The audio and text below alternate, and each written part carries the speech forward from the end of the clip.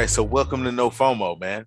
We're back with another episode, and I am here with the Haitian Sniper, man. The Haitian Sniper. This guy here, I've been watching for quite some time and communicate with for quite some time. This guy, man, I tell you, he is so focused, so down to the point. They don't call this guy the Haitian Sniper for no reason. I mean, he's been trading for about 6 years.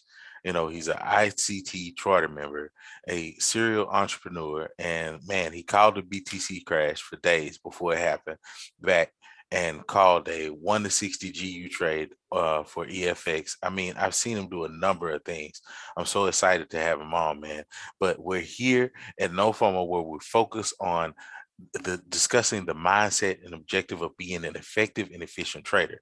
No fear, as we do not miss out. We don't take losses. We elevate. There's a difference. So, Haitian Sniper, what's up, man? We're glad to have you, man. What's up? What is going on? Thank you, brother, for having me. Quite the intro. And you're right, man. It's no FOMO. That's what we go by. It's the code, and it's a pleasure to be here, man. And just to add some value to everybody out there that that's looking for it. Real deal, man. Real deal. So, man, I just wanted to have you on to have a discussion, man, to see things from your aspect of how to be a sniper. You know what I'm saying? How to step into this game with the no FOMO mindset and really attack the charts with such pinpoint precision. So tell them a few things about yourself, about how long you've been trading, and some of your biggest struggles. Yeah, man. So I am 31 years young. Um, I live in the States. ATL Hot Atlanta this summer. That's what it's really been. And like it's ridiculous, man. I take like 5 showers a day. My water bill is through the roof. Really?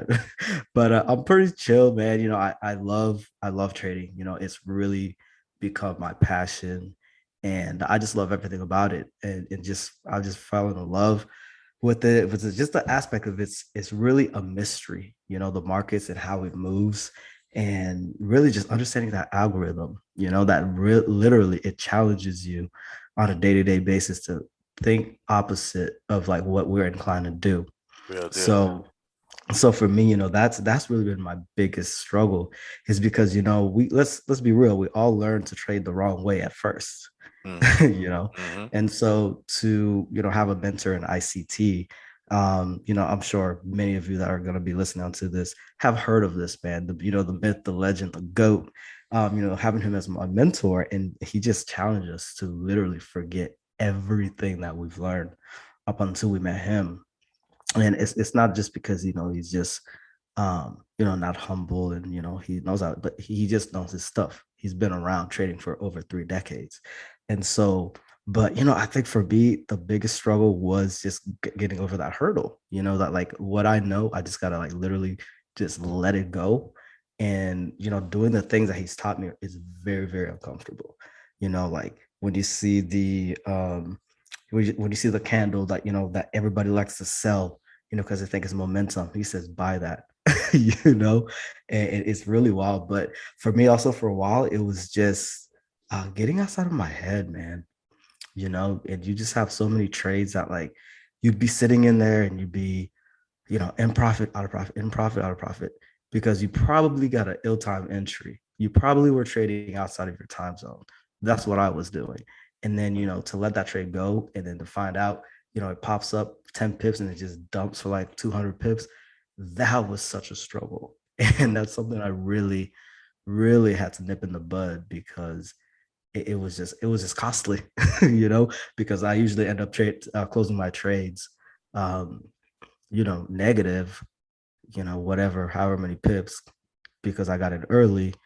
But then seeing it just run 200 pips just made me sick to my stomach, and that happened over and over and over again, to the point I said, this is enough. Enough is enough. So let me figure this out, and just learn to trade properly, learn to be patient, and the rest will take care of itself. Indeed, indeed. I definitely understand that. And like, so, they call you the Haitian sniper. And I've seen it for myself, how you pinpoint to call trades down to a 5 to 10 pip range. And it's so amazing. So tell me, what is your process for becoming of how to be or becoming a sniper? Yeah, so I have a number of things that I look for, but the main thing that I look for is, well, first you have to understand liquidity, right? Right. And understanding that there's high resistance liquidity and low resistance liquidity. I'm not going to get too much into that, but the high resistance liquidity is where we're going to be taking our entries, right? So a high resistance liquidity would be, let's say there's news at 10 a.m. for New York.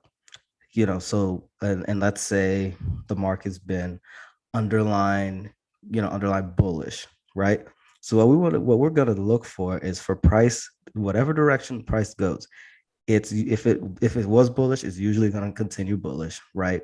And grab an old high, right? With the news. That's all what the news is used for, is just grabbing liquidity. So once that happens, we have our liquidity because the market can't go anywhere without liquidity.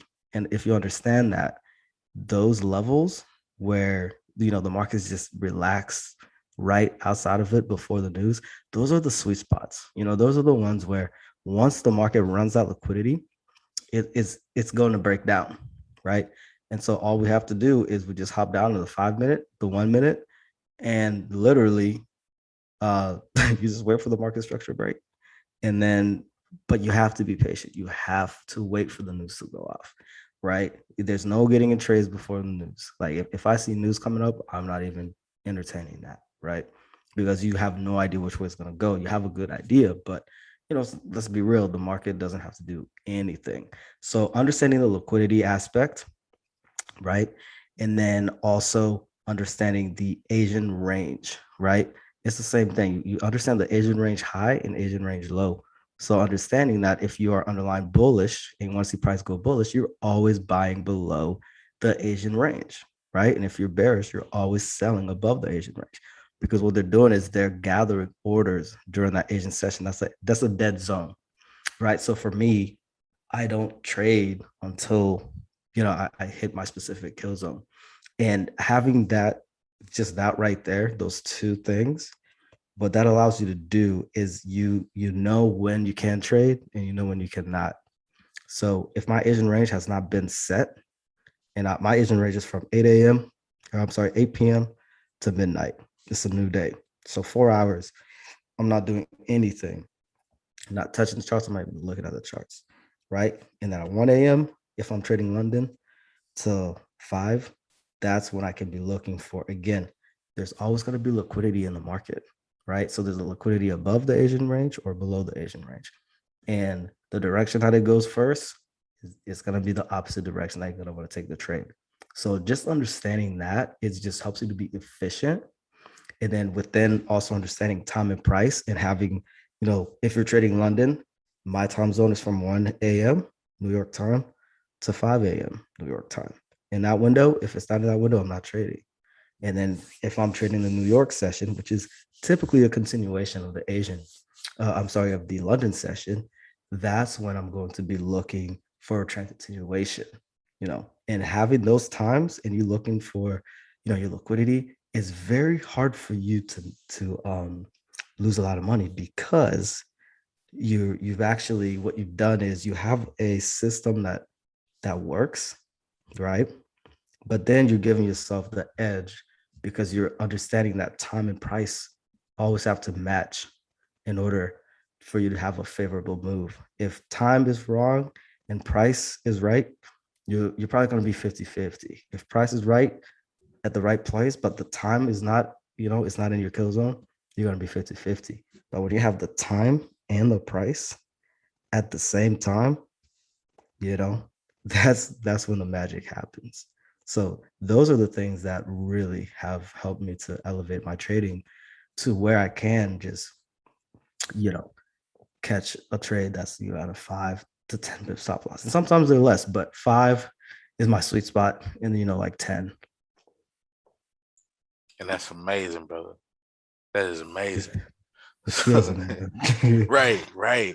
And like so like I've seen you do it time after time. So you've had a great day time after time being consistent as you are. But tell me, and also just so our audience knows, these are primary the currency charts, correct?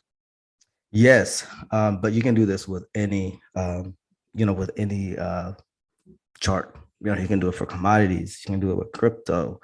You Wow. can do it with indices, everything. The market moves the same for everything, right? What you see in one asset class is not going to be 9 day with another one. They're all the algorithm works across the board the same.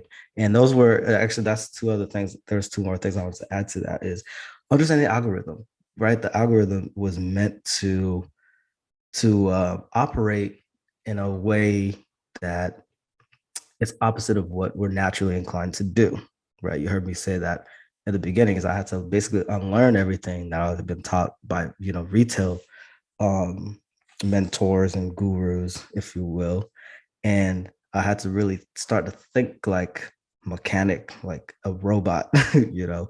And the thing that's helped me out a lot is just understanding things that are repetitive in nature, where I only have like one or two bottles that I trade, right? And it's because, again, when time is right and price is right, I see the same thing over and over again. Like, let's go. Like, there's nothing else you need to think about. You already seen this. You've already back tested this. I have journal entries. I keep journal entries of like hundreds and hundreds and hundreds of examples of these things that I see that repeat over and over again. And when you see that, it's no excuse to psych yourself out, or not take the trade, or get out of the trade early, because you already know what it is. Eight times out of 10 times, and that is a beautiful, beautiful strike rate if you can find something that's that accurate. So it's like they say, if it ain't broke, don't try to fix it, you know? Exactly, exactly. So like knowing that you had so many great days in this currency market, tell me what was one of your worst days and what did you learn from that worst day? I've had a lot of worse days, honestly. um, you know, so one of my favorite stories, I don't want to make it too long, is I remember when I first started trading, and I was with that company called IML, and I had loaded up my account. I think it was like I was in college. I didn't have a whole lot of money, so I put like $500. I grew that thing up with them to like $1,200. And I remember one day I was riding in my car, and you know, well, I'll tell you what the lesson I learned was in a minute. I don't want to spoil it, but I was just happened to be at a red light, and I looked down, and my phone was just going off. I had set an alert or something, and I just seen this news candle. At the time, I didn't know what it was, but it was just a news candle. And that thing, it was GBP JPY. I remember, and to this day, I don't trade GBP JPY. It's on my no list. And this candle just shot up, and I was like, yo, this is the one. I was like, I'm about to let me put on standard lot on that thing, and way over leveraged. Um, and like I had no business trading a standard lot, and it was a liquidity grab, and that was before I understood liquidity. And that thing went up. I was in profit, like the profit lasted for about 5 minutes. I was in profit like right off the bat, $100, and it was like 250, and it was like 500, and it was like 1,000. I was like, yo, I doubled my account. Let's go. And then I literally looked down and look, and it was like now I was at 500, and then I was at 250. Now I was negative 250. Man, when I tell you my whole account got drained, like I was watching that thing for about an hour. My phone died. The power was out. I had to go to my car, and I had gotten to work, and I had to run back out to my car and start charging my phone because because the power is out, right? So like in the whole block. And man, I was just sick to my stomach. And and so what I learned from that, do not over leverage. And B, don't trade in your car and while you're driving. Right. So for me, that was my lesson. So what I do now different is I only am allowed to trade at my computer, at my desk, within my kill zones. If I'm Mm. out and about and I see a setup, I don't care how sexy it looks. I ain't touching it because I'm not in my environment, right? I'm not where I tend to get rid of distractions and you know, you know, and be at my best. So I just don't touch it. But and then down the line, you think I would have learned from dropping the standard a lot um early on, but that didn't deter me from doing it again and again and again. Right. And so, and part of that for me was just greed, right? Right. And so I cannot tell you, I've blown so many accounts. Like it is like I lost track. I lost track. And so through doing that, I even a couple funding accounts where you just get in a hole and you just can't get out. Like you be up 5% and then you just keep going, keep going. I've done that a couple times on funded accounts, and then you just end up like literally just digging yourself into a hole where you literally have, you had a 10% loss, max loss, and now you're at like you have $250 to spare. That's quite a hole to get out of. you know, it Right. really is. And at that point, you just get discouraged and you're just, your head's hanging low. So for me, what that taught me also when you get on those losing streaks, because now you're just trying to compensate for what you've lost, and you should never do that. That's like revenge trading, right? And so for me, I never risk more than 1%. So typically it's half a percent. But there's some things I look for if the market offers it. I can, because typically what I'll do is I'll enter on a M1 market structure break, right? Right at the close of that to and through I talk about day day. So Right. so when you get that to and through and you close below that demand zone, if you're looking to be bearish, I'm trying to use to watch the wordage. you know, um, once you close to that, what I'll do is I'll take half a percent risk, you know, and then what happens is sometimes you get the return back to origin, and that's when I have permission to add another half a percent, which within my optimal trade entry, anywhere between 62% all the way up to the 88.6. Right. Some people don't use the 88.6. I'm okay with that because that's just a deep return back to origin of the move. And it's meant to scare people because it's very scary. Because sometimes, it literally will come within half a pip from the high that it previously created.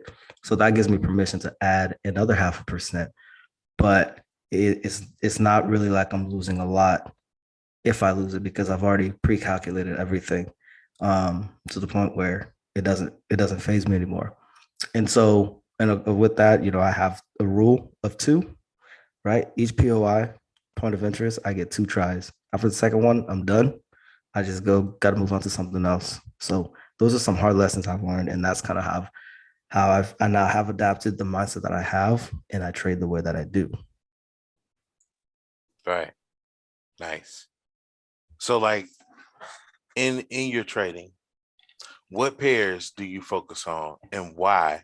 Because I know there are many traders who are trying to get their foot in, and you might focus on a multitude of pairs. There's so many different pairs that you can focus on in the currency markets, but I know you have a specific pair pairs that you focus on. Why do you focus on those pairs? Yeah, so I focus mostly on GU and EU and USD CAD, and then sometimes I'll swap in there, AUD USD, um, but mainly it's just GU and EU and UCAD. And for me, it's just I usually trade, New York. And so whenever you see the New York, news at New York, 8:30 or 10:30 is typically, when they have the news pushes, they're gonna be manipulating those pairs, right? And I've just spent a lot of time with them, and I just like how they move. Like I said, GJ is like a freaking wild child with ADD.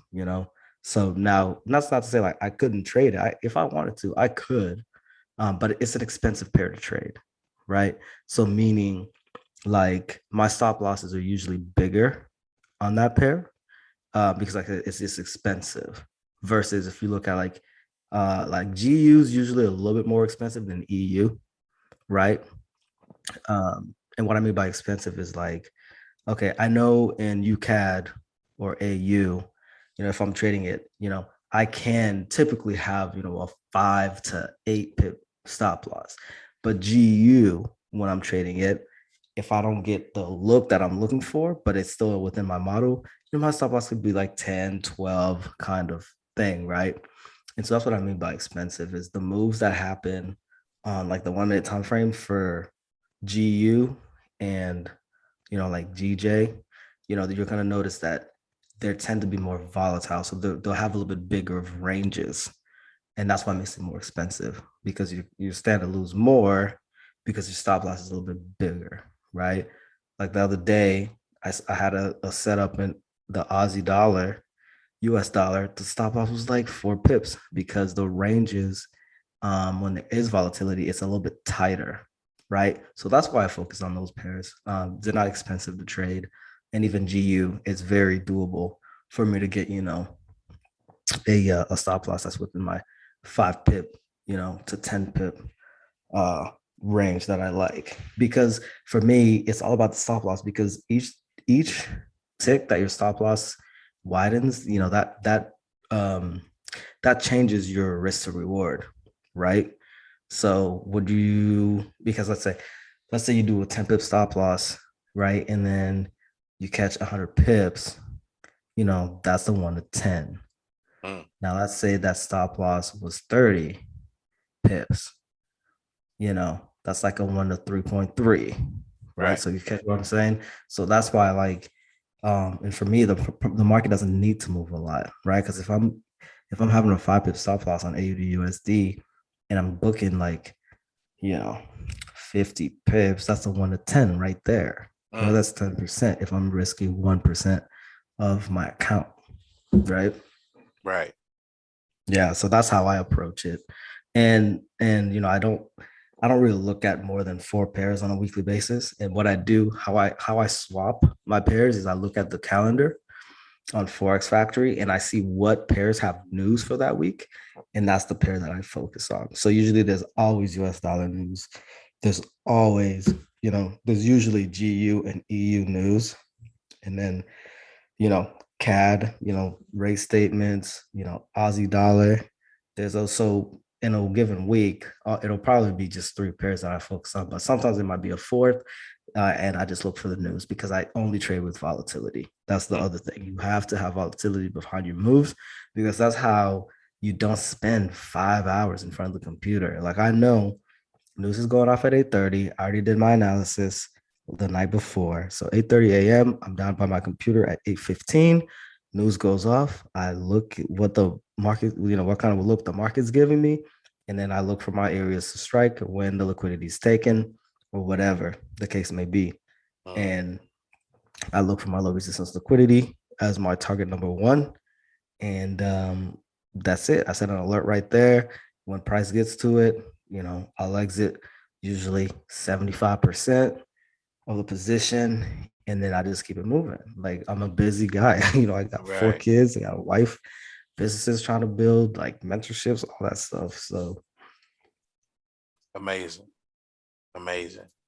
So like tell me now, with all the experience that you have and everything that you've learned over time, what's something that you would share with your younger self just before you decided to start taking a stab at trading? Before you even traded one chart, what is something that you would share with yourself? risk management. Mm, That's the reason why I'm not a millionaire yet trading, is because my risk management used to be crap. and Right. and it's really something I've really gotten under control really in the last like year. I would say I kind of matured in my trading and just understanding it does you no good to be up 20% and then you risk you know 5%, 10% of that, and then and now you basically you just gave back half of what you made. you know that makes no sense. And so, and then also I would say understanding risk to reward. You don't have to necessarily catch the 100 pip moves, but it's try to catch a trade that's 1 to 5 minimum, right? Because then it takes you 5 times to break even, right? Mm, And right. that itself is very powerful because that's how you have longevity. Because this is not the easiest thing, but if you can approach it in that manner, like it makes all the difference. That's real spill, man. That's real spill. And man, so I've watched you sit here and give such valuable information, man, and I'm glad to have you on. I definitely want to have you come back on as we share and grow more and just help our people grow in the aspect of becoming a efficient trader. Because here at No FOMO, our focus is no fear in the market.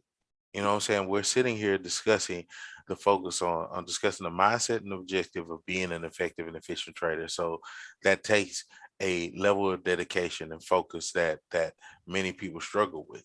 And that's our topic of discussion here on No FOMO.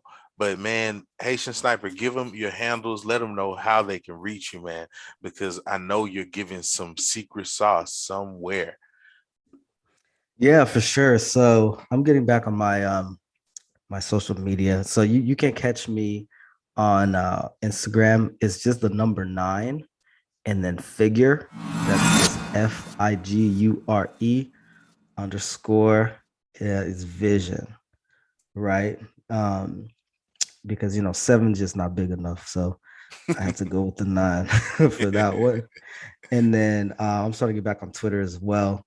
And the handle for that is um that one is the Haitian Sniper. So it's just at HAITIAN and then Sniper SNIPER and then just the number 1, not spelled out, but just the number 1. And then that's been kind of dead. I started a new channel. So again, it's just there's just a lot going on in life. So I usually post more on Instagram, but yeah, I'm gonna get that Twitter back up and going too. So just be looking for some more posts and more interaction on there as well. Indeed, indeed.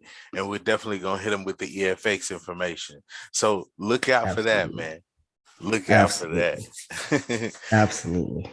So man, I appreciate having you on, and everybody, I appreciate you tuning in to No FOMO. So stay tuned. We're gonna be right back at you with more information, more valuable knowledge that you can share and grow with us.